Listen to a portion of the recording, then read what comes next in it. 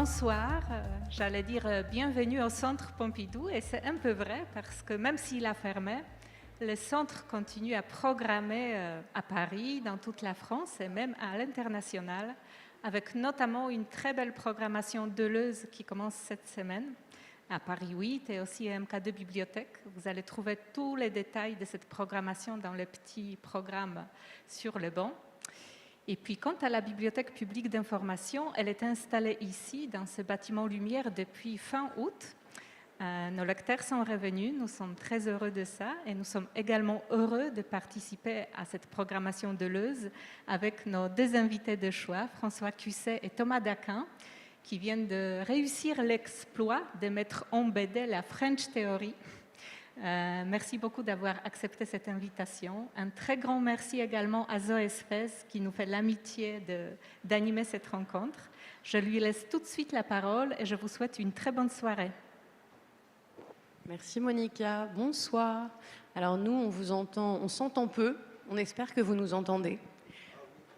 On est très heureux, je suis très heureuse moi d'être là pour animer cette rencontre autour d'un livre, un roman graphique que moi je trouve assez, non seulement passionnant, mais extrêmement réussi avec vous, tous les deux. Vous pouvez, je vais quand même vous dire bonsoir, bonsoir, vous avez un petit micro. Vous avez un micro là, mais je vous le donne, un très grand micro. Vous allez vous le passer.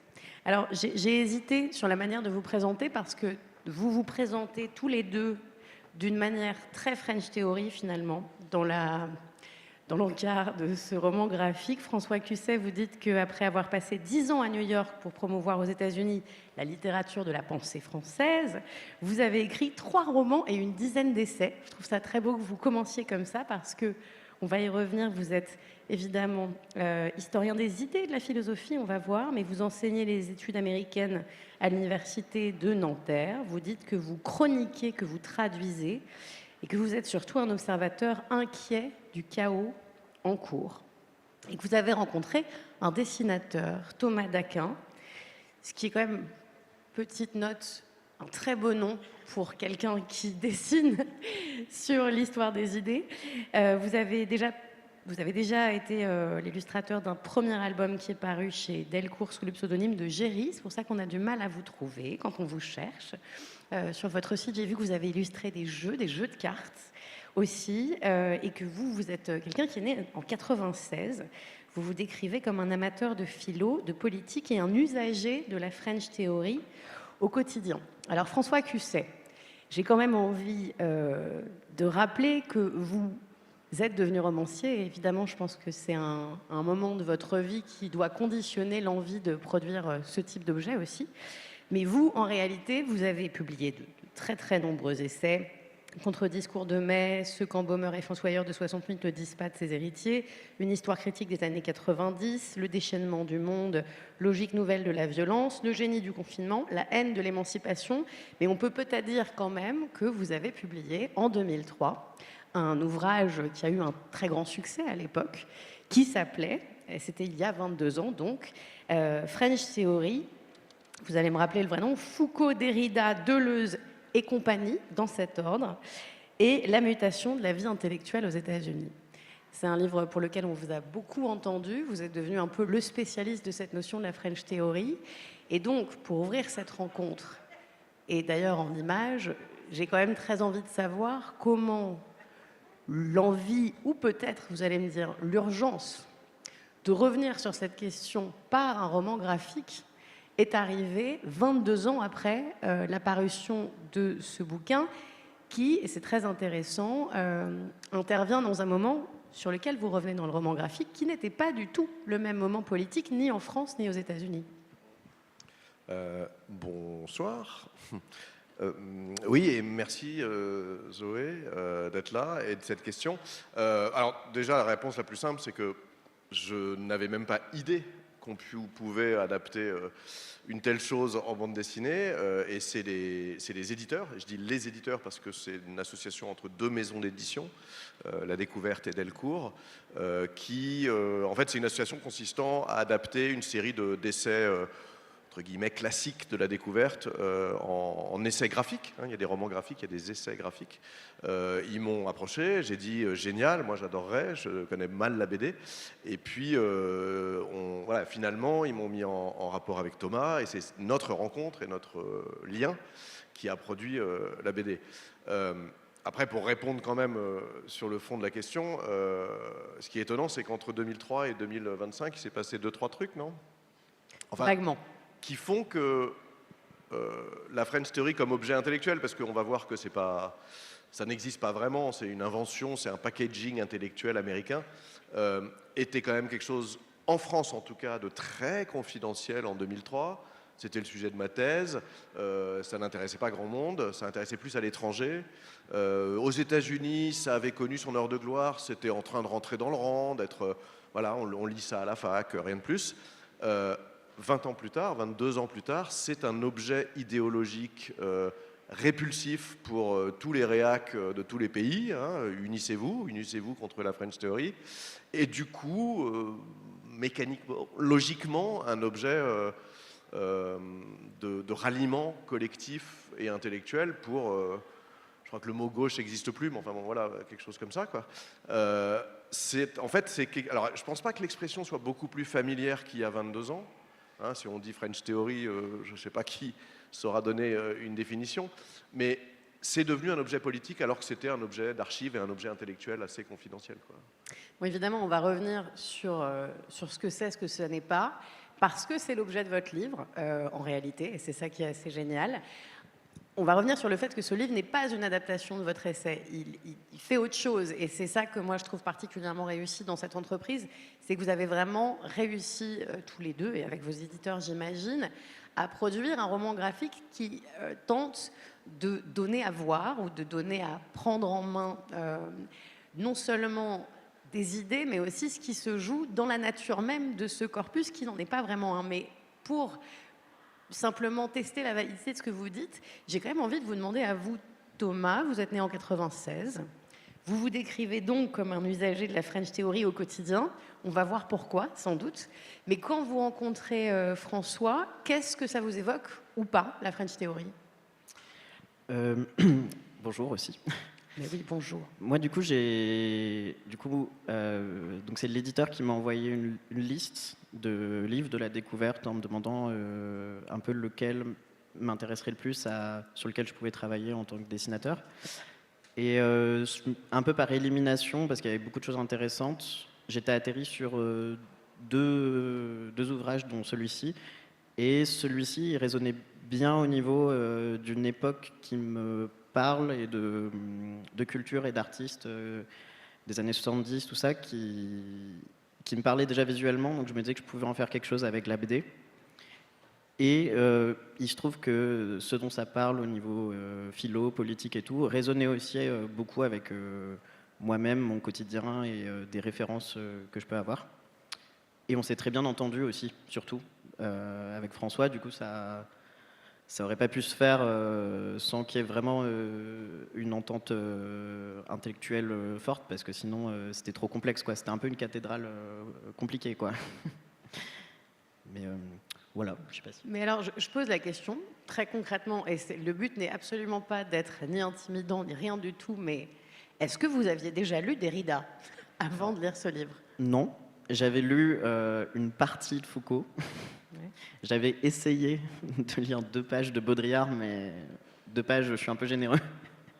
Mais par contre, c'est ce que je disais à François, c'est quand on s'est vu la première fois, je lui ai dit, c'est marrant, mais la dernière fois que j'ai lu du Deleuze, c'était une citation qui était taguée dans les toilettes d'un squat. Mais donc du coup, j'ai lu dans le décor, ces personnes, elles existent sous cette forme plus de citation, d'évocation. J'ai déjà entendu des gens parler de Deleuze pendant 1 heure, mais sans avoir lu directement l'auteur, quoi. Deleuze existait en fait dans les toilettes d'un squat. Ouais, oui, toujours.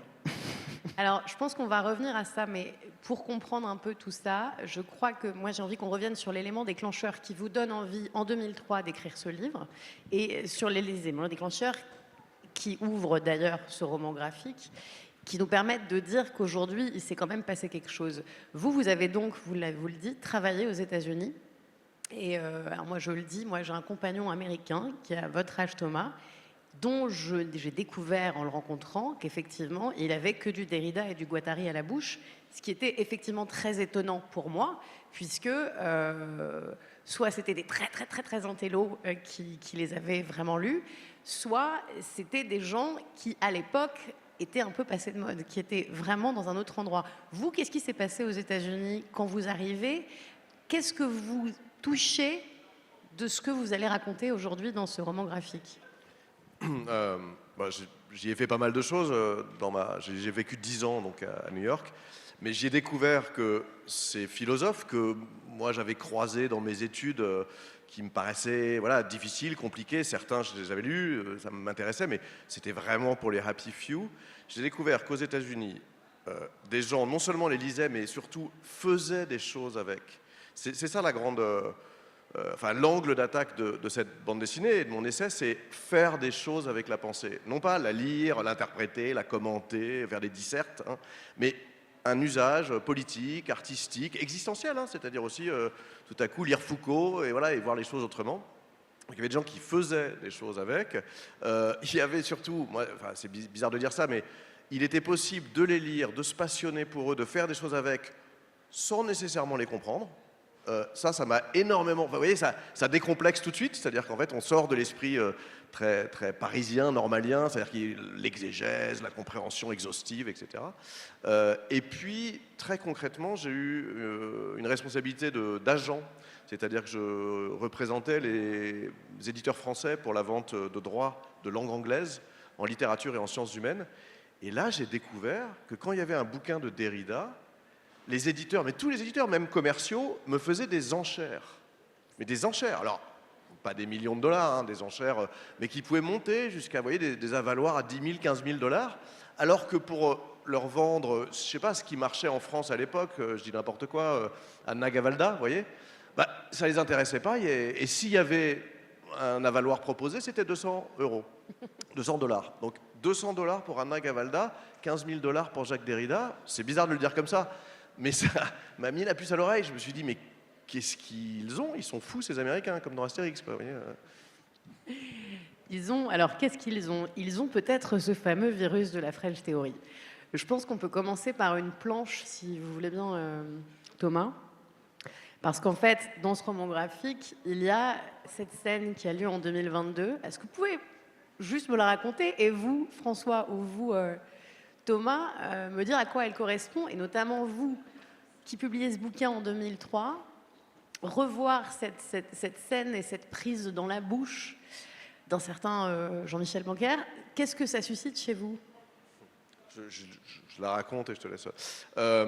Alors, donc, Jean-Michel Blanquer, ministre de l'Éducation nationale, introduit un colloque à la Sorbonne. Alors déjà, le ministre introduit un colloque. Ça fait un peu Union soviétique, non? Enfin, vous voyez, le truc est un peu bizarre.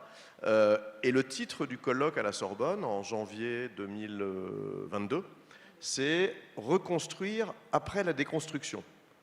Ce qui déjà, n'importe qui a un tout petit peu lu ces choses-là, sait que déconstruction ne veut pas dire destruction. Donc déjà, c'est un drôle de titre. Bon.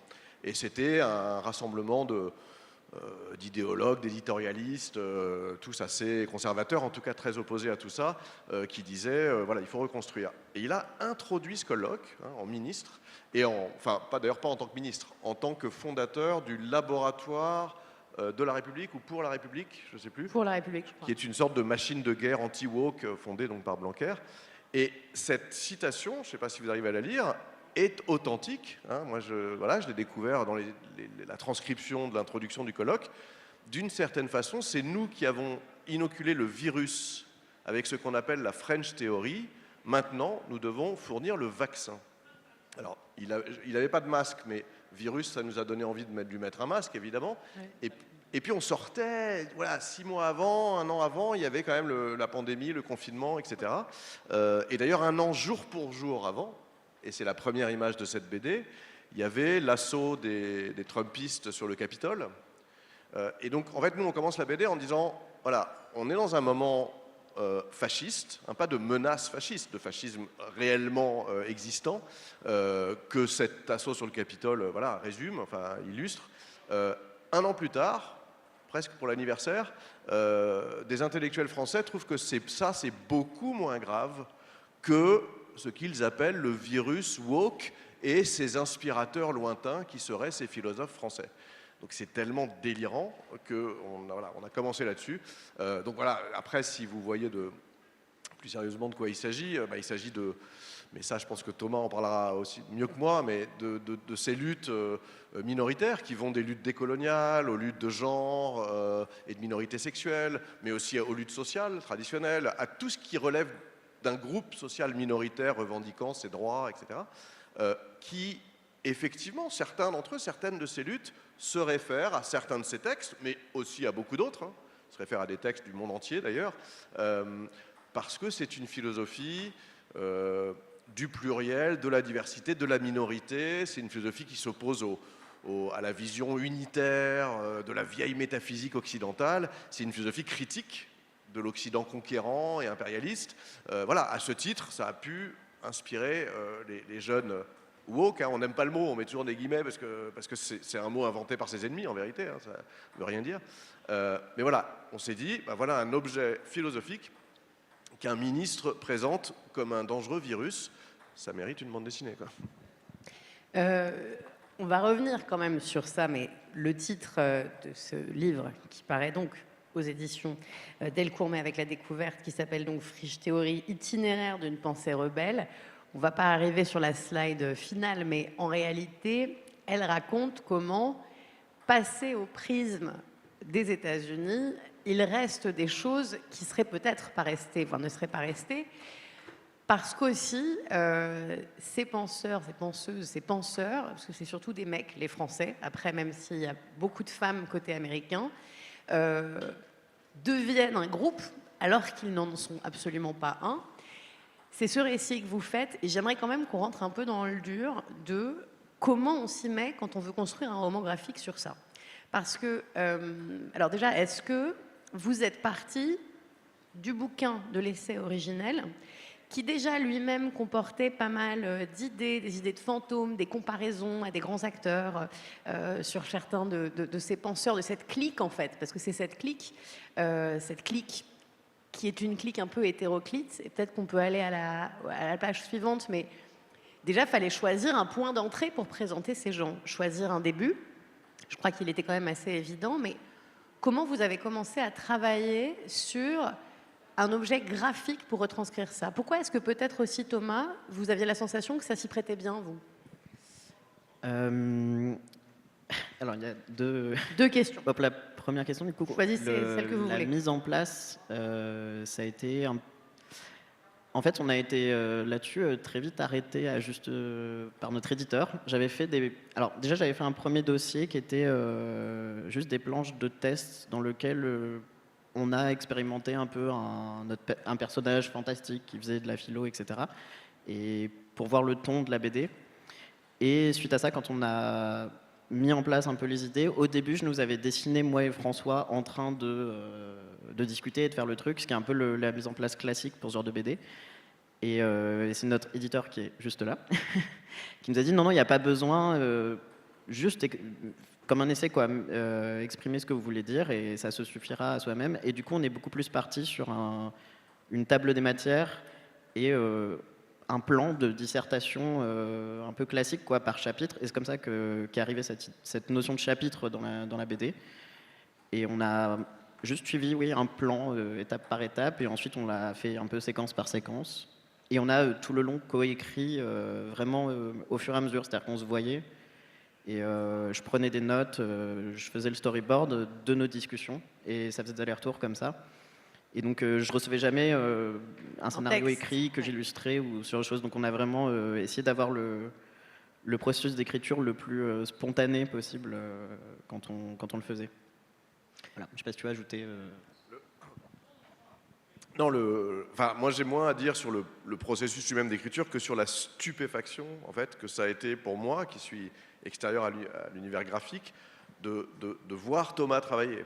C'est-à-dire, alors déjà, il y a il n'est pas que dessinateur, il est aussi d'une génération voilà, ultérieure à la mienne, pour le dire poliment, pour moi.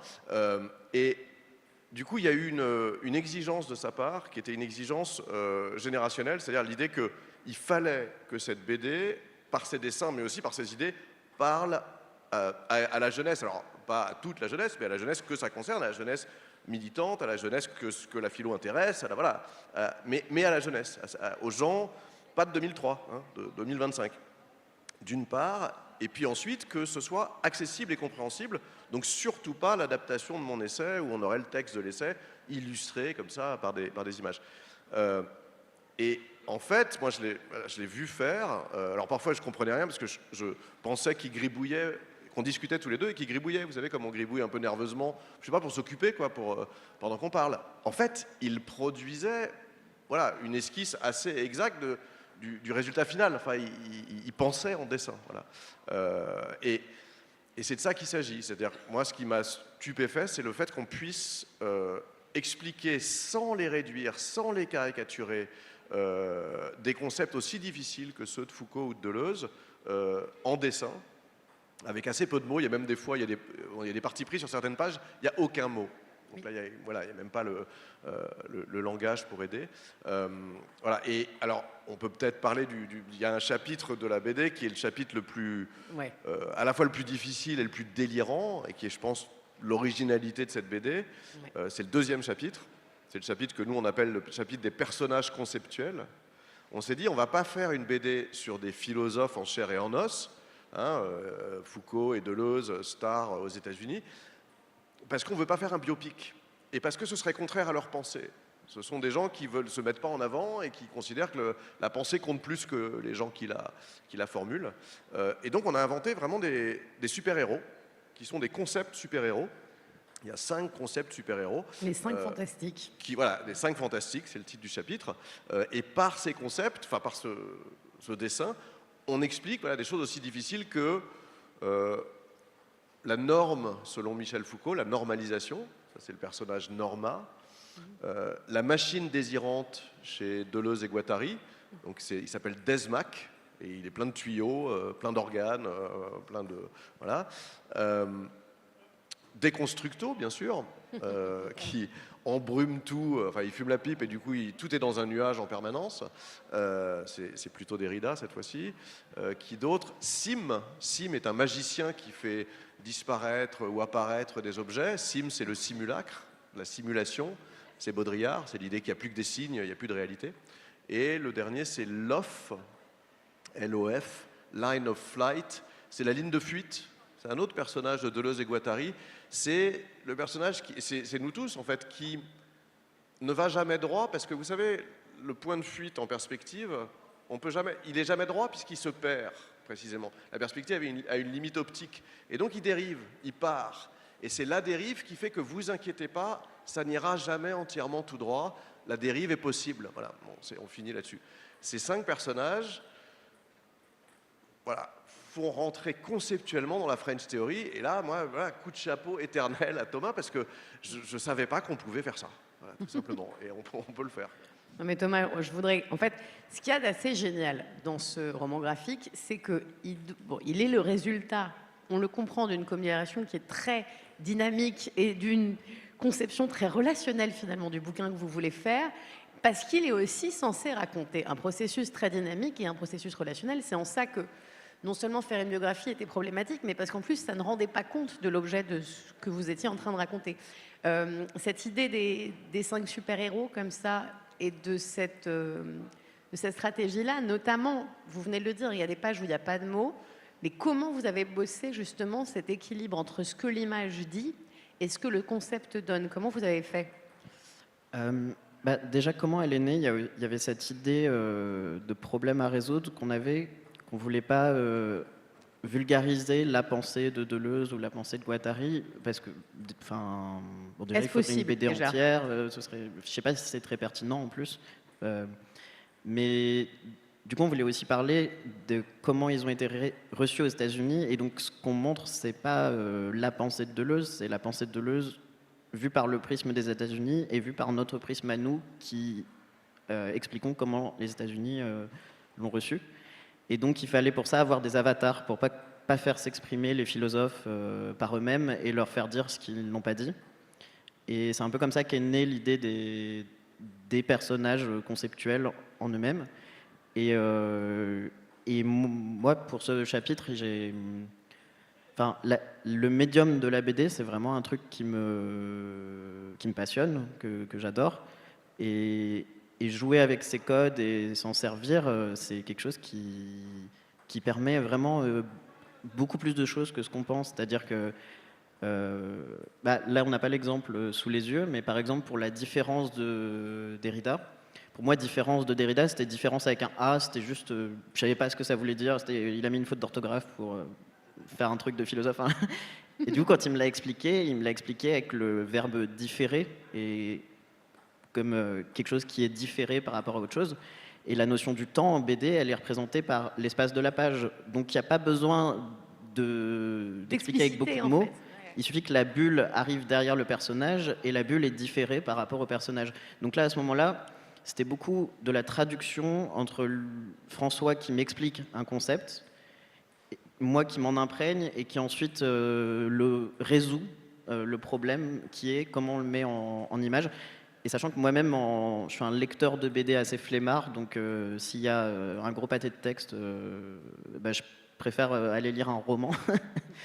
Et du coup, j'ai toujours l'obsession de lisibilité, de clarté et de trancher le plus de mots. Il y a plein de fois où je dis ça, on n'a pas besoin de le mettre, ou ce mot-là, il sert à rien, et on a coupé.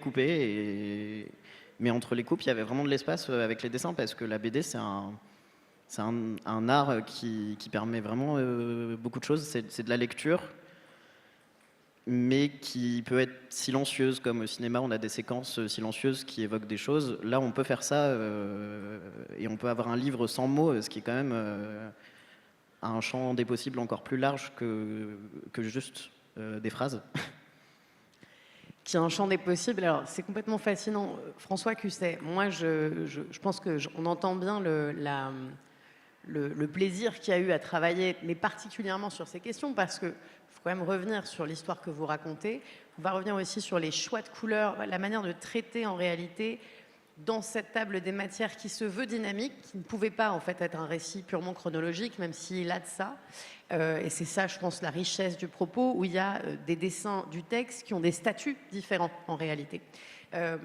Cette histoire que vous racontez, c'est l'histoire de penseurs et d'un corpus qui en réalité n'est pas un corpus et qui n'était pas un groupe de pensée qui se considérait comme cela et qui d'ailleurs, si on les regarde, n'ont pas grand-chose en commun dans ce qu'ils font de leur pensée ou à quel endroit ils se trouvent, qui ont plutôt des choses en commun sur ce qu'ils rejettent ou en négatif.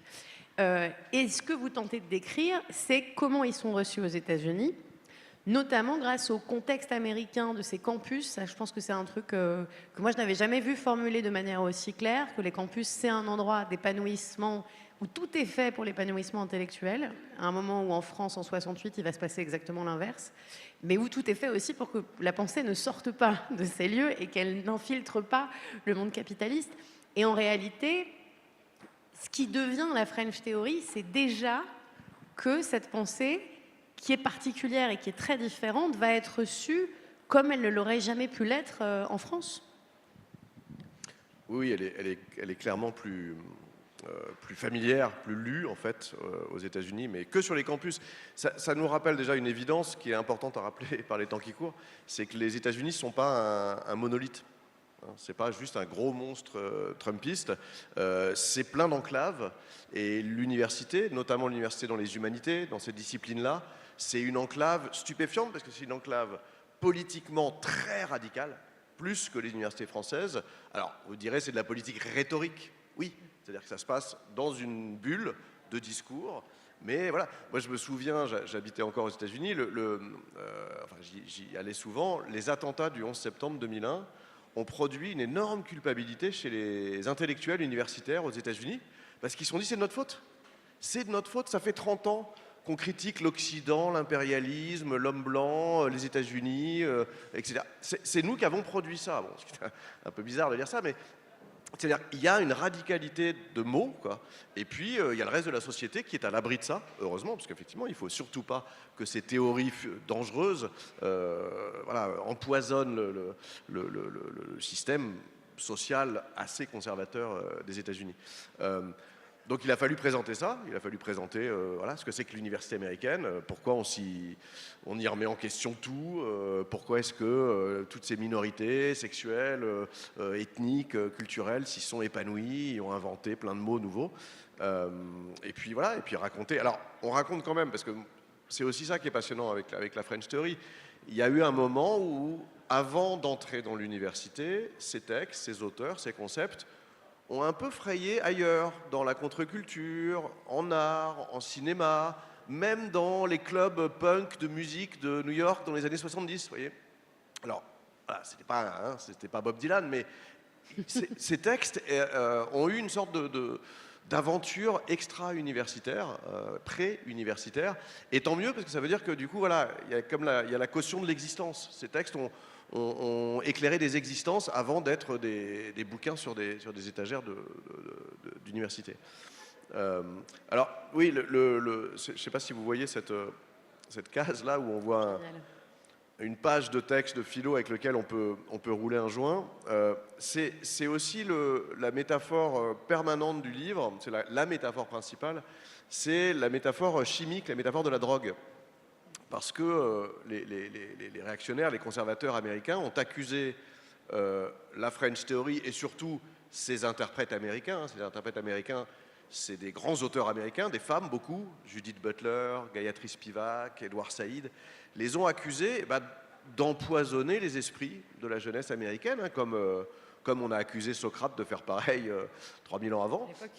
Et au point que cette comparaison avec la drogue, c'est-à-dire les French dealers, hein, ils sont là, vous voyez, le déridium, le lacanium, on est en train de présenter ça a été vraiment un propos tenu par... Donc on a joué de ça, c'est Breaking Bad, si vous voulez, c'est-à-dire que c'est nous deux dans une sorte de mobil-home en train de réfléchir chimiquement à comment produire du concept qui va marcher aux États-Unis.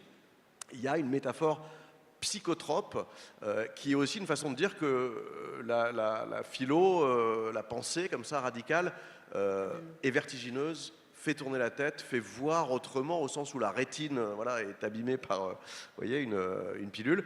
Voilà, donc là, ça n'est qu'un joint, mais il y a des pages où c'est des produits un petit peu moins recommandables, quoi. Voilà. Mais en fait, il y a toute cette rhétorique du virus, du vertige, d'une imprégnation physique et en plus de morceaux choisis qui sont pris comme ça et qui sont ingurgités et qui ressortent. Ça, c'était un super ressort en fait pour le dessinateur que tu es. Bah, c'est un peu un fil qu'on a tiré au fond et à chaque fois ça se répondait et ça tombait bien. C'est-à-dire que le virus choisi par Blanquer, enfin, le terme était choisi par Blanquer, mais du coup il y avait cette idée aussi de laboratoire de la République. Donc moi je pouvais alterner entre la définition des choses telle qu'elle est et la définition plus littérale. Parce qu'en dessin, ça marche bien, en fait. On peut prendre le truc premier degré et on sait que c'est pas ça vraiment. Et donc là, je pouvais, oui, faire un laboratoire républicain avec des fioles, avec écrit communautarisme. Avec une pipette un peu de Deleuze, on met ça, un peu Derrida. Et donc, il y a le laboratoire républicain institutionnel. Du coup, ça faisait sens de faire un laboratoire clandestin de chimie clandestine. Et puis, la drogue, c'était une métaphore parfaite parce qu'elle est... en plus, elle est à la fois une métaphore et à la fois pas une métaphore, parce qu'on le voit dans la BD, mais les années 70, ça consommait aussi beaucoup de drogue. Enfin, c'est un truc qui traverse la contre-culture de toute façon. Et donc, c'était une métaphore qui permettait de circuler entre, justement, les moments métaphoriques où c'est un peu un trip qu'on dessine, et les moments où vraiment on dessine le fait que Foucault a pris du LSD et il vient un trip. Et les deux font un peu un dialogue, en fait. Parce qu'il y a quand même eu, et ça c'est une de vos thèses, François Cusset, et c'est ce qu'on sent dans ce bouquin, on a l'impression que c'est les Américains qui tombent amoureux tout seuls et qui vont tout prendre, mais il y a quand même un truc, il y a aussi un dialogue et un truc relationnel presque étrange entre ces Français qui, à des moments différents, ça commence en 66 avec ce colloque et cette invitation, mais ensuite il y a d'autres gens ailleurs à New York, il y a quelque chose d'une forme d'adéquation entre leur pratique de la philosophie ou des idées, parce que je ne sais pas si Derrida, il y a quelque chose de très littéraire, et ce qu'est l'Amérique à ce moment-là. Il y a une adéquation qui est presque... Et il y a aussi, à un moment donné, dans leurs écrits et dans leur pratique des États-Unis, puisqu'il y a tout ce voyage de Foucault, et vous le dites, vous l'écrivez, il y a la tentation d'en faire un gourou. Voilà, Foucault, c'est très facile à l'époque d'en faire un gourou, et Derrida aussi, en réalité, d'en faire des formes d'effigie, mais qui en fait collent très bien, d'une part à ce que raconte le simulacre, la façon désirante, et en fait, les États-Unis nourrissent leur pensée, alors que quand ils sont en France, post-68, ils vont être de plus en plus marginalisés, en fait. Oui, ce qui est très étonnant, c'est que ces textes philosophiques, qui sont de la philo, qui sont certains très abstraits et difficiles, on a l'impression qu'ils décrivent la société américaine de leur époque, qu'ils ne connaissaient pas encore, puisqu'ils n'y avaient pas été invités, beaucoup plus que la société française. C'est comme s'ils parlaient de l'Amérique et pas de l'Europe et de la France. Alors, quelques exemples. Il y a ce grand projet philosophique de Deleuze et Guattari, en 2 volumes, qui s'appelle « Capitalisme et schizophrénie ». Le capitalisme est schizophrène, ce qui est au fond de la logique du capital, même plus que l'exploitation et que l'aliénation, c'est la schizophrénie. À New York, dans les années 70, la schizophrénie est plus flagrante qu'en Europe à cette époque. Autre exemple, Derrida, sa théorie de l'écriture et du langage, elle nous fait passer en gros de l'écriture à la lecture. C'est-à-dire, elle déplace le curseur de cette obsession de l'auteur très française vers la question de la lecture comme faisant advenir le texte. En fait, le texte n'existe pas. Comme pratique, comme rapport au monde, quoi. Voilà, et la diversité de la lecture. La lecture, c'est un acte politique parce qu'on lit avec tous les groupes et les peuples qui nous habitent, etc.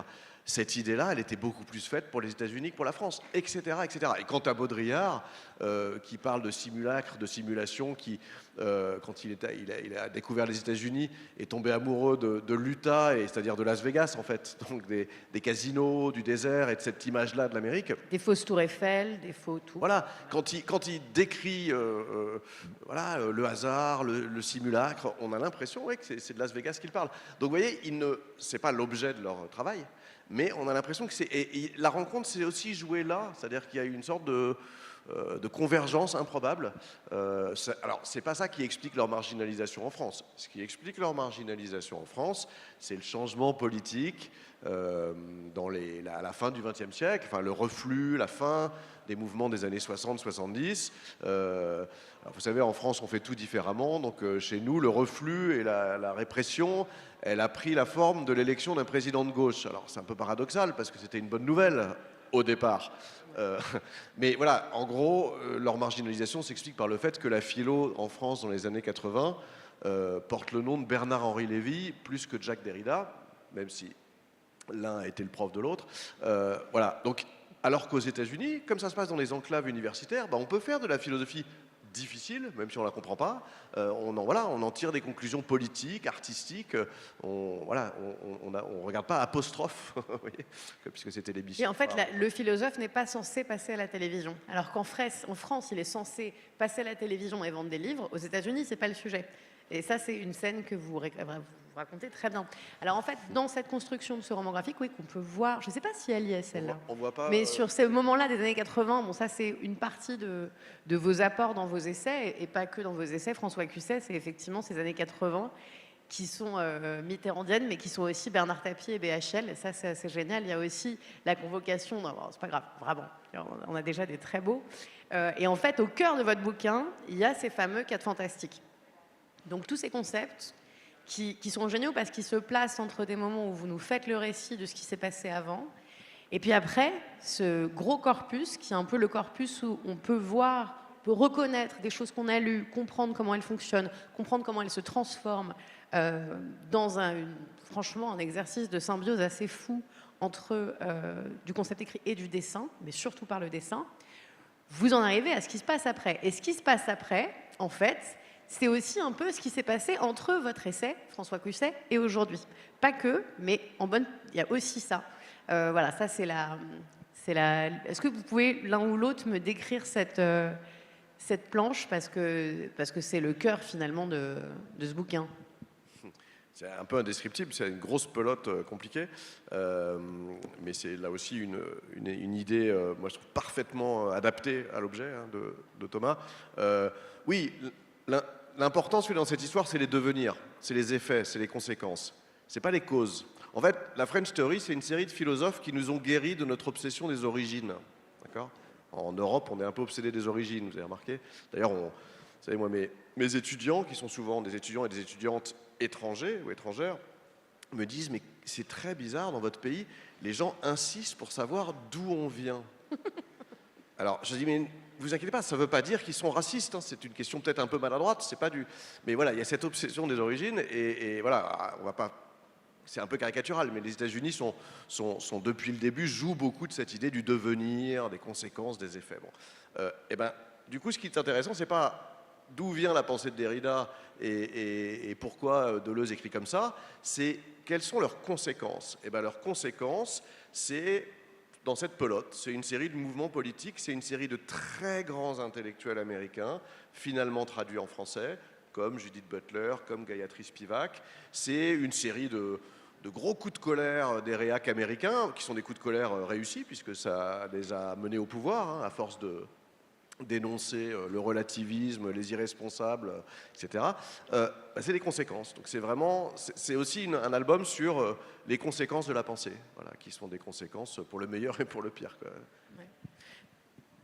Thomas, peut-être parce que après cette partie sur les 4 fantastiques, en fait, vous présentez des gens qu'on connaît pour certains très bien, effectivement, Judith Butler qui va écrire Troubles sur le genre, Edward Said qui écrit sur l'orientalisme, qui sont pour le coup, j'imagine, des bouquins qui sont assez lus en réalité par des gens de ta génération, en fait. Et là, tu recolles et le bouquin a l'intérêt de montrer comment ces gens-là qui pensent de complètement ailleurs, et notamment ces femmes, parce que c'est quand même, on va le redire, l'arrivée de gens qui en plus sont à des endroits marginaux de la société, en fait, précisément ceux-là, vont récupérer des bouts, des espèces de bouts de petites citations comme ça. Et là, d'ailleurs, il y a un autre traitement de la couleur que dans les scènes du début et que dans les scènes du centre, Thomas. Un autre traitement de la couleur, enfin, il y a eu un autre même traitement du dessin, en fait. Ce moment-là, c'est un peu le moment qui explique Deleuze tagué dans les toilettes d'un squat. C'est à ce moment-là que ça se passe. Mais en gros, il y a le deuxième chapitre, il nous a un peu servi à pouvoir expliquer, pas exactement un fait historique ou quoi, mais ces concepts, ces idées. Et une fois qu'on avait cette base, on pouvait parler de, bon, les Américains ont reçu ça, ce que vous-même vous venez de lire. Qu'est-ce qu'ils en ont fait, qu'est-ce qui s'est passé, et qui s'en est emparé, qui en a fait des choses. Et là, c'est des auteurs aussi dont moi j'avais entendu parler beaucoup plus. Butler, aujourd'hui, elle est vraiment très connue. Alors, à la base plutôt sur le genre, mais aussi récemment sur la Palestine. Enfin, c'est... Même Edward Said, au final, il y a aussi beaucoup d'auteurs, soit Edward Said ou Spivak, que je ne connaissais pas forcément, mais en creusant dessus... était familier, en fait. C'est ça. Ouais. En creusant un petit peu, directement, ça faisait totalement connexion avec des choses que j'avais déjà vues, déjà lues, ou des références dans lesquelles en fait on baigne, notamment dans les milieux militants, et notamment moi dans mon mode de vie où j'étais à ce moment-là, qui était assez marginal. Donc c'est un peu... Voilà. Et oui, sur le traitement graphique, on est revenu sur aussi... C'est un peu la partie où... Là, l'enjeu pour un auteur de BD, c'est que ce soit lisible, que ça reste pas emmerdant, que ce soit pas trop lourd aussi en fait graphiquement, parce que si je commençais à faire un truc très réaliste avec plein de dessins, de personnages, etc., ça allait être juste épuisant en fait pour les yeux. Et donc là, il y avait beaucoup plus de textes et de choses qu'on pouvait pas. Je pouvais pas faire une métaphore. Il fallait juste dire, voilà, tel auteur a écrit ça, il a écrit ça. Et là, on a beaucoup plus utilisé soit des métaphores un peu de références culturelles, et donc du coup, je suis resté juste dans un traitement un peu réaliste. À un moment, on fait référence à Jurassic Park, je dessine Jurassic Park, à Indiana Jones. Et dans le reste, à quelque chose d'un peu symbolique. C'est-à-dire quand il y a besoin de faire des flèches, de faire des trajets, de faire des tout était très fonctionnel sur ce chapitre et sur le suivant, sur les deux là. Mais j'ajoute, parce que trop modeste, Thomas, là aussi, raconter Butler, Judith Butler, en 4 pages, tout le monde dirait, c'est un peu... Parce que oui, on dit que le nom est plus familier désormais, mais bon courage. Enfin, vous pouvez, n'hésitez pas à lire Trouble dans le genre, mais ça prend la forme déjà d'un commentaire sur le commentaire de philosophes français obscurs, c'est très difficile. Donc là, la gageure, c'était introduire, on va pas résumer, mais introduire à sa pensée de manière sérieuse, hein, pas caricaturale, en 4 pages, et de manière graphique. Et ben, la solution, par exemple, graphique qu'a trouvé Thomas à, comment dire, à la critique par Butler du binarisme, du dualisme. C'est une critique du binarisme sexuel, homme-femme ou homo-hétéro, mais c'est une critique plus profonde de tous les binarismes, tous les dualismes, hein, jour-nuit, noir-blanc. Ouais. Bah, c'est un alignement de visages avec une sorte de gradation, un dégradé voilà, de traits plus ou moins féminins, masculins, plus ou moins... Enfin, mélangés d'ailleurs. Et ce simple dégradé remplace le binarisme par, je ne sais pas combien de visages, il y en a 8, 10, quoi. Bah, la critique du binarisme, je peux vous dire que philosophiquement, c'est ardu. Cette page permet d'y accéder beaucoup plus simplement. C'est vraiment l'idée de cet album.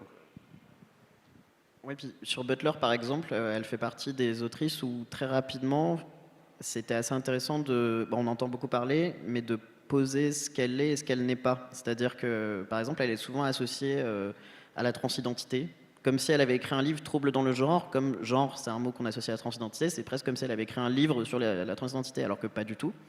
Donc il fallait qu'on arrive rapidement à donner ces informations-là, au moins pour que, si on n'a pas lu Butler, si on s'apprête à la lire, on sait de quoi ça parle et on sait de quoi ça parle pas. Et ça casse aussi ces présupposés qui viennent des accusations en wokisme, etc. Et par exemple, là, elle parle du féminisme, de la binarité de genre, etc. J'ai illustré ça avec des concepts liés au genre, aux marqueurs sociaux de genre, etc. J'ai pas illustré ça avec des trucs qui sont en lien avec ce qu'on a comme image des LGBT, par exemple.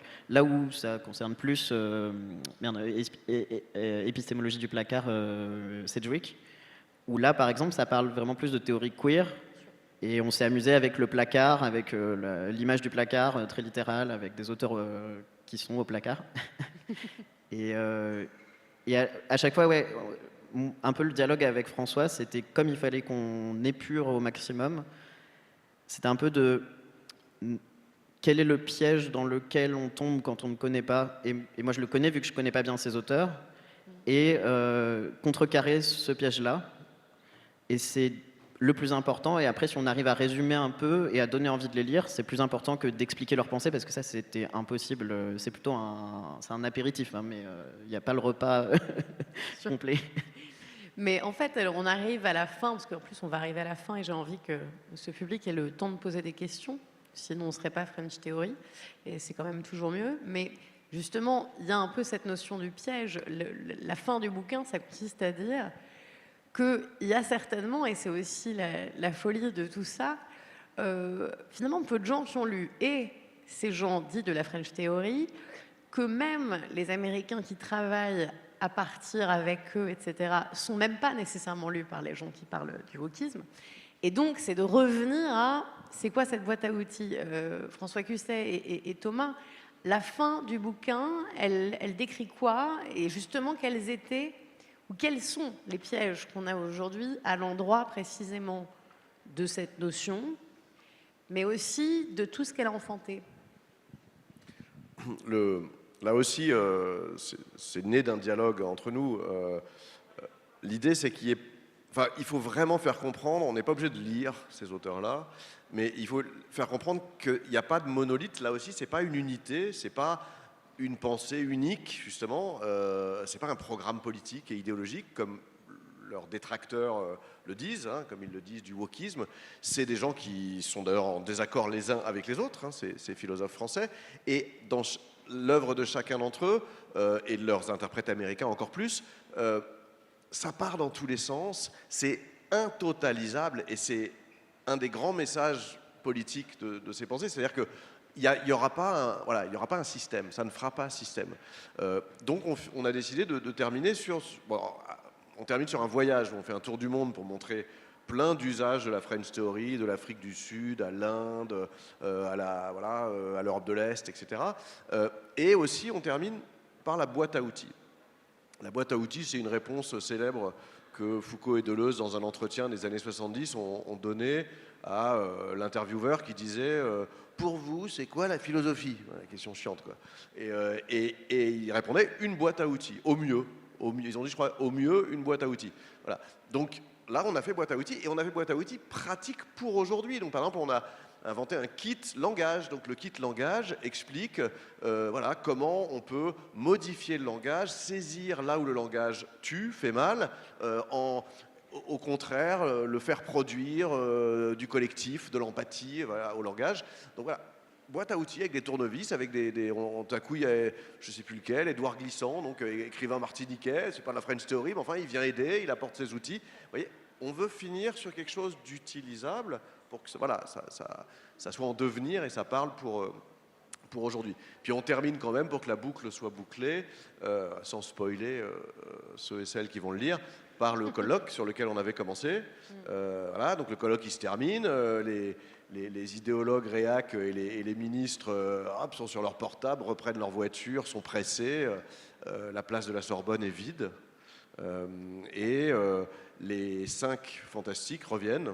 Ils sont plus grands que la ville, ils sont plus grands que les bâtiments, et l'un d'entre eux tag sur le parvis de la Sorbonne une très belle phrase de Gilles Deleuze: le pouvoir nous veut tristes. Voilà, sous-entendu, joie de penser contre cette tristesse-là. Mais on ne spoil pas trop, parce qu'il faut quand même lire le reste. Quand même. Thomas? Oui, non, je m'en compte, j'ai pas mis les bonnes, mais c'est pas grave. Mais c'est pas grave, non, mais on peut aussi garder un peu de suspense. Oui, il y a pas mal de choses qu'on dit qui sont pas là. Dans le...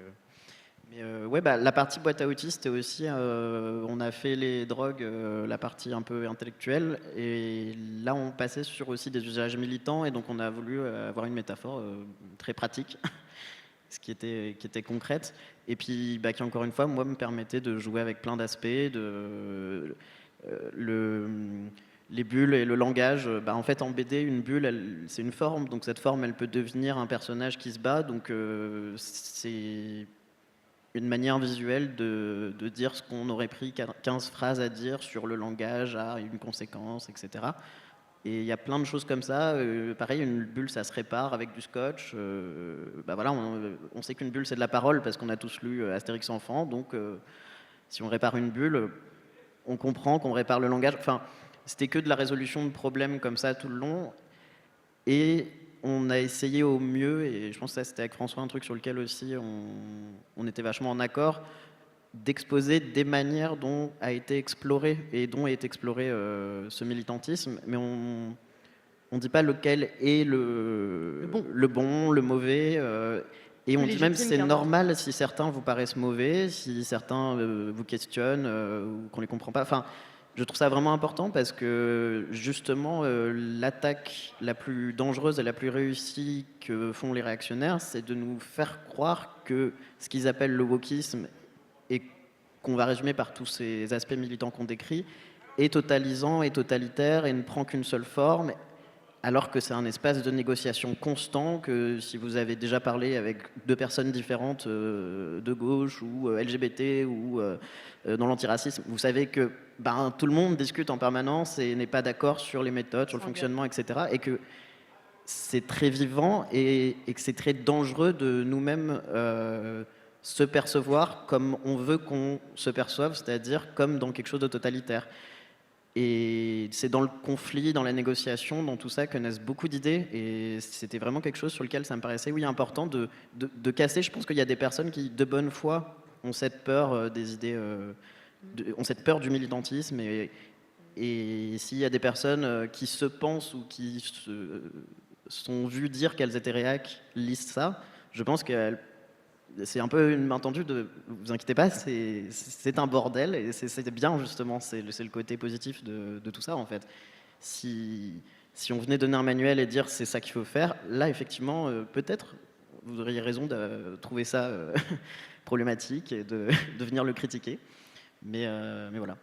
Et, et d'ailleurs, on avait en tête des lecteurs de gens qu'on connaissait, de gens de nos familles, de la famille de notre éditeur. Mais où même moi, je pense à plusieurs générations. Mon père, il est né en 1950, moi 96. L'idée, c'est qu'on puisse tous les deux le lire et pas se sentir crispé ou mal à l'aise avec certains aspects. Et voilà, donc on a fait un peu au mieux là-dessus. Merci, je crois que c'est un pas mal mot de la fin pour cet échange-là, mais je vais donner mon micro à, j'allais dire la salle, mais à l'Atrium, qui va voyager par les doux bras de Monica. Si vous avez des questions, vraiment, allez-y, des questions, des envies de parler. Voilà. Merci. Je rajoute une génération à vous deux, puisqu'à 85 ans, voilà.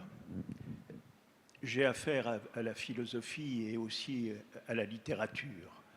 J'ai eu affaire à ces disciplines-là de pensée à l'université et puis maintenant pour moi-même.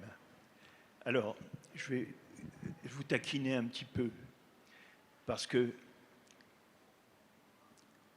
on pourrait penser qu'après ce carteron finalement de philosophes et de penseurs plutôt que les mettre dans la philosophie, ce sont plutôt des penseurs.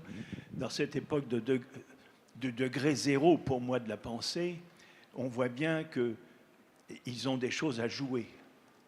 Mais en même temps, ils la jouent chacun différemment, vous l'avez très bien senti, enfin, vous le savez, vous, et vous l'avez compris, je pense que vous l'avez traduit dans vos dessins.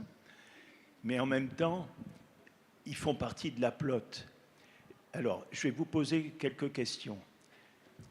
On sait que, par exemple, en Europe et en France en particulier, enfin, on se met toujours un peu en avant, mais on dénonce l'américanisation de l'Europe ou de la France ou de tel parti. Alors, est-ce que vous ne pensez pas quand même que ce retour boomerang de ces pensées qui se sont développées dans un contexte que vous avez souligné, hein, je reconnais cela, et qui était une Amérique qui est d'ailleurs encore toujours très malade, elle, avec d'autres virus peut-être que ceux qui ont été mentionnés. Ces pensées-là ont répondu à quelque chose, qui ont eu un retentissement, et on voit d'ailleurs les contre-coups aujourd'hui, parce que ce qui s'appelle ou pas le wokisme, et en tout cas aujourd'hui on tire à boulet rouge hein, aux États-Unis, donc pas besoin d'insister sur les informations qu'on a. Mais est-ce que ça ne fait pas partie quand même d'une sorte d'américanisation que de redécouvrir ces penseurs qui étaient les nôtres et qui ont... Alors, ils n'ont pas eu toujours la résonance qu'ils auraient pu avoir à l'époque, mais ils ont fait des choix politiques aussi à l'époque. Je pense à Foucault, par exemple, et le maoïsme. Et il avait quand même... Oui, il y a eu quand même des millions de morts grâce au maoïsme. Et donc, pour un penseur comme Foucault, qui pensait la domination et qui pensait l'humanité d'une autre manière, c'était quand même un petit peu choquant. Alors, moi, je vais peut-être, je vais leur passer le micro parce que c'est beaucoup des choses qui sont abordées quand même au détour, mais dans la BD.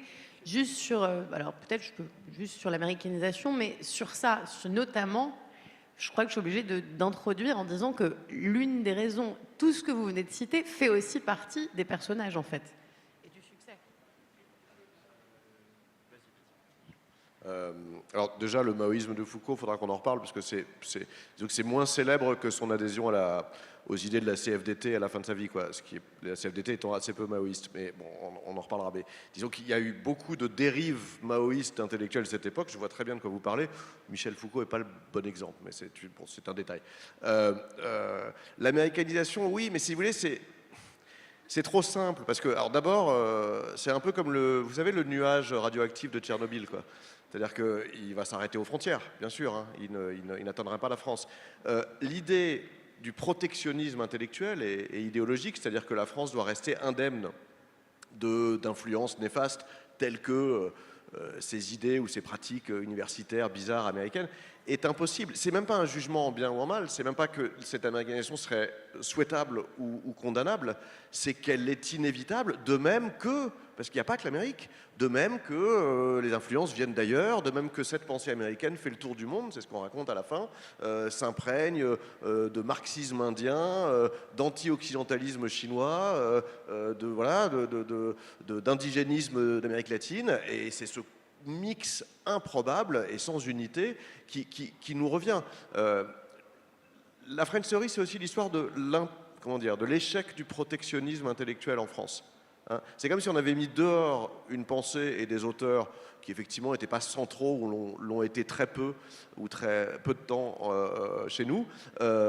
Et il y a un effet boomerang parce qu'en fait, on ne peut pas les mettre dehors. Il y a une mondialisation intellectuelle, politique, des idées. Il n'y a pas que la mondialisation économique, il y a aussi ça en fait partie.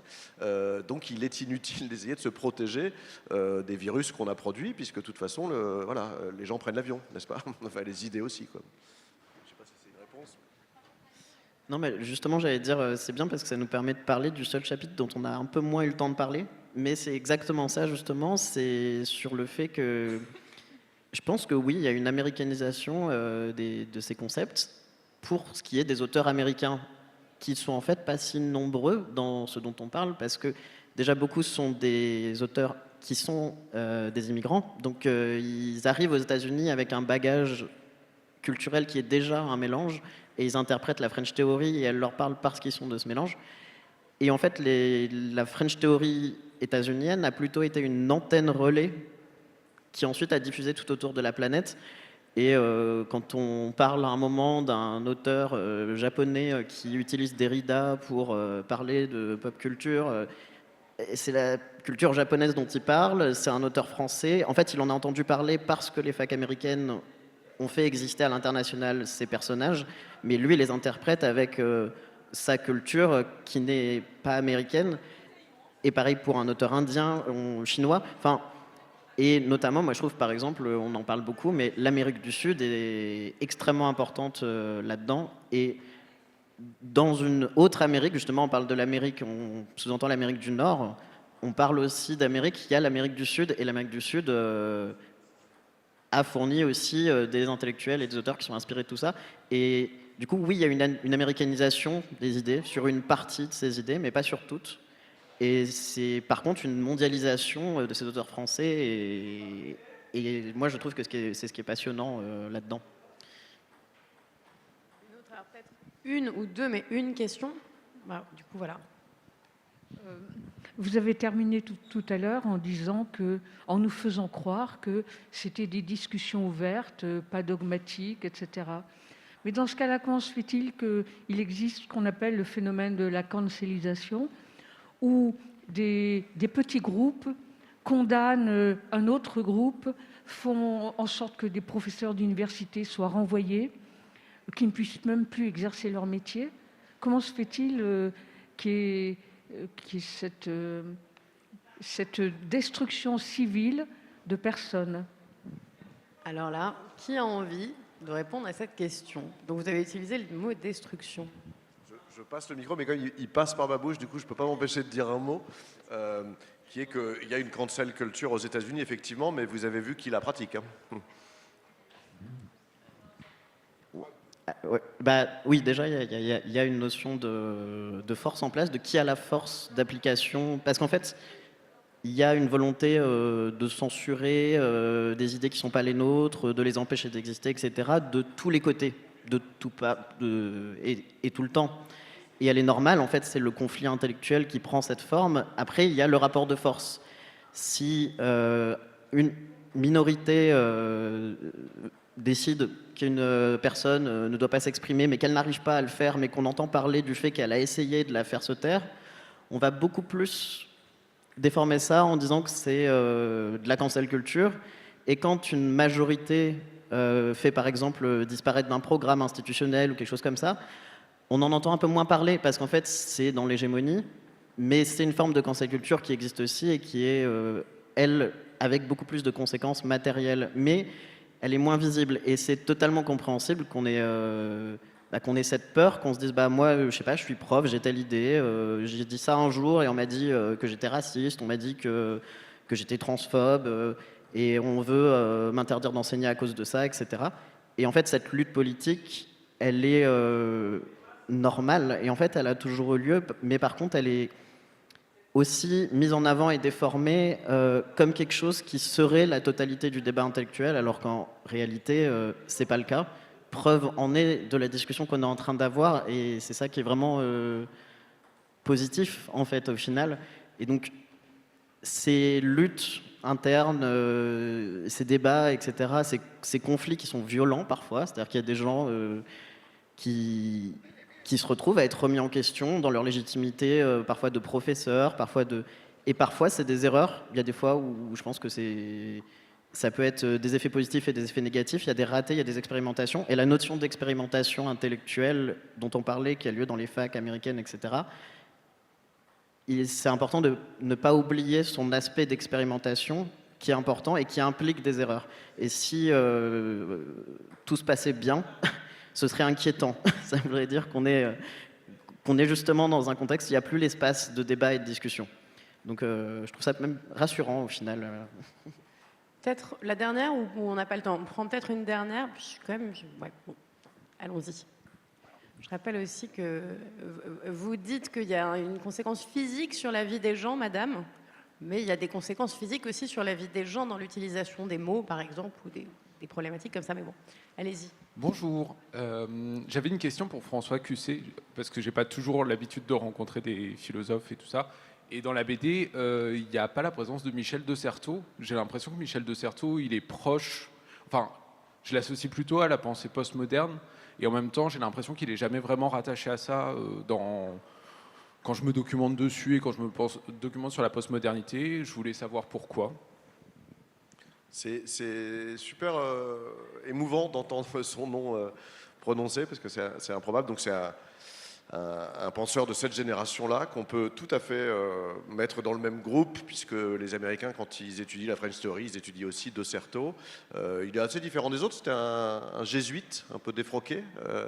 Voilà. Mais ça nous rappelle d'abord que le groupe en question est tout à fait ouvert. Nous, on a fait le choix au départ, j'allais dire un peu pour nous tirer dans le pied, je dirais non seulement la French Theory c'est des hommes blancs, mais on a gardé que les plus connus. On a vraiment, pour le coup là, face à des vrais wokistes, vous voyez, on va se faire taper sur les doigts. Et c'est vrai qu'il y a, enfin plus connu en France en tout cas, parce que c'est vrai que De Certeau par exemple, hein, sa Practice of Everyday Life, c'est-à-dire l'invention du quotidien, son livre sans doute le plus connu, qui est tellement génial à lire aujourd'hui, je trouve. Aux États-Unis, voilà, c'est vraiment les étudiants de licence le lisent. En France, prononcer ce nom, enfin, voilà, je doute qu'il soit aussi familier. Donc on a dû faire des choix. On pourrait, dans un genre très différent, regretter qu'on parle si peu de Jacques Lacan, de Louis Althusser. On aurait pu aussi parler de Pierre Bourdieu, après tout, rien à voir, sociologue, de gauche et tout, mais enfin, c'est la même génération, hein. Il était à l'école avec Derrida. Donc oui, on a fait des choix, et ça c'est, je sais pas, pour le tome 2. Non, j'avais un petit ajout là-dessus qui est un peu en rapport, mais justement, c'était sur cette question qui s'est posée de la représentation et du fait que c'est que des vieux mecs blancs. Et justement, il y a eu cette question de est-ce qu'on va chercher des gens comme Kristeva pour qu'il y ait une femme, sachant qu'on avait peut-être moins de choses à dire en fait dessus, parce qu'on avait même moins d'informations, il y avait moins de... Et on a décidé justement de ne pas travestir la réalité qui est que effectivement c'était des vieux hommes blancs et c'est l'époque, c'est le contexte, il y avait très peu de femmes là-dedans. Et c'est aussi une preuve que ces auteurs, ils n'ont pas inventé une pensée extrêmement progressiste comme ça d'un coup. Et c'est exactement ce dont on parle, c'est qu'eux ont fait de la philo, on fait une pratique intellectuelle qui ensuite a été reprise par de la diversité. Et en fait, on n'a pas eu besoin d'aller la chercher ou de la forcer. La diversité, elle existe dans la génération de Judith Butler, dans la génération de Spivak, de Saïd. Et c'est même plus honnête, et ce serait malhonnête d'essayer d'aller chercher une surreprésentation à un endroit où, en fait, elle était invisibilisée. C'est-à-dire que les auteurs qui étaient noirs, qui étaient... existaient, mais ils n'étaient pas mis en avant comme eux l'ont été, et on ne va pas faire croire l'inverse, quoi. Mais,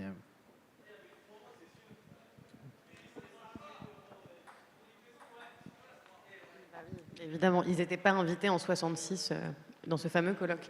Et c'est évidemment une grande question, mais c'est aussi mignon parce que comme certains, vous mettez un peu en scène ce que vous ne pouvez pas traiter. Jusqu'à un certain point, mais c'était évidemment une des questions. Et merci pour cette belle réponse. Merci beaucoup à tous les deux. Merci. François Cusset, Thomas Daquin. Ce livre est, j'espère, disponible à la BPI de Beaubourg. Je pense que oui. Sinon, vous pouvez l'acheter pour Noël, pour des conversations aussi fertiles et aussi tendues que celles qu'on a Et pu animer avoir les dîners aujourd'hui. de Noël, ouais. Et voilà, et sinon, il reste là dans le coin quelques minutes. Merci beaucoup, Monica. Merci à vous.